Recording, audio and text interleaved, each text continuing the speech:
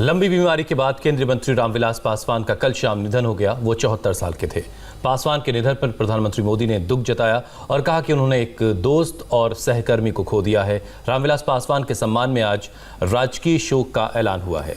उनके सम्मान में आज सभी राज्यों और केंद्र शासित प्रदेशों की राजधानियों में तिरंगा आधा झुका रहेगा। पासवान का पार्थिव शरीर आज सुबह 10 बजे तक दिल्ली में उनके आवास पर अंतिम दर्शनों के लिए रखा जाएगा। उसके बाद उनके पार्थिव शरीर को पटना ले जाया जाएगा, जहां पूरे राजकीय सम्मान के साथ उनका अंतिम संस्कार किया जाएगा।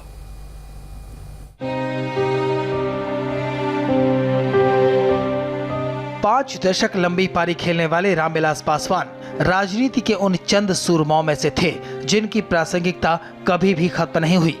सरकार चाहे जिसकी भी हो, पासवान की जगह ध्रुव तारे की तरह अटल रही।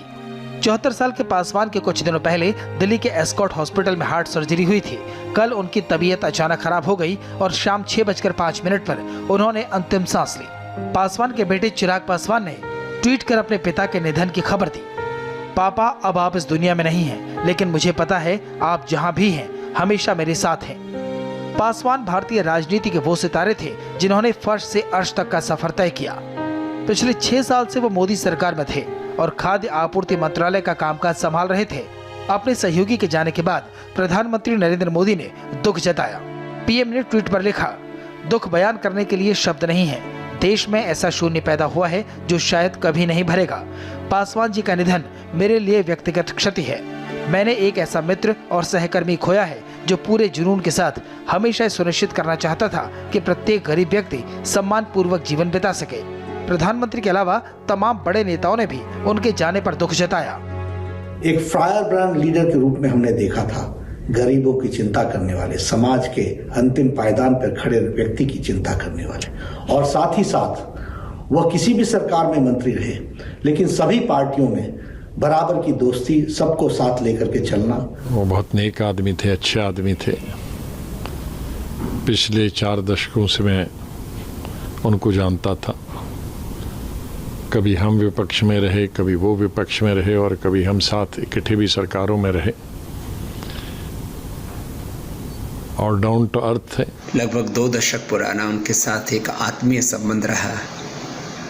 मैंने बेटे चिराग पासवान से बात की है और भगवान से प्रार्थना करता हूँ कि पूरे परिवार को इस दुख को सहने की शक्ति परमात्मा प्रदान करे। उन्हें लोग कहते थे कि ये मौसम को राजनीतिक मौसम को पहचानते हैं। मैं समझता हूँ ये शब्द उनके लिए उचित नहीं था।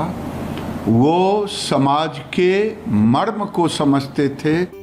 मोदी सरकार में खाद्य आपूर्ति मंत्री रहे रामविलास पासवान ने अपने सियासी करियर में 11 चुनाव लड़े, जिनमें से 9 चुनाव जीतने में सफल रहे। रामविलास पासवान ने अपने सियासी करियर में 6 प्रधानमंत्रियों के साथ काम किया।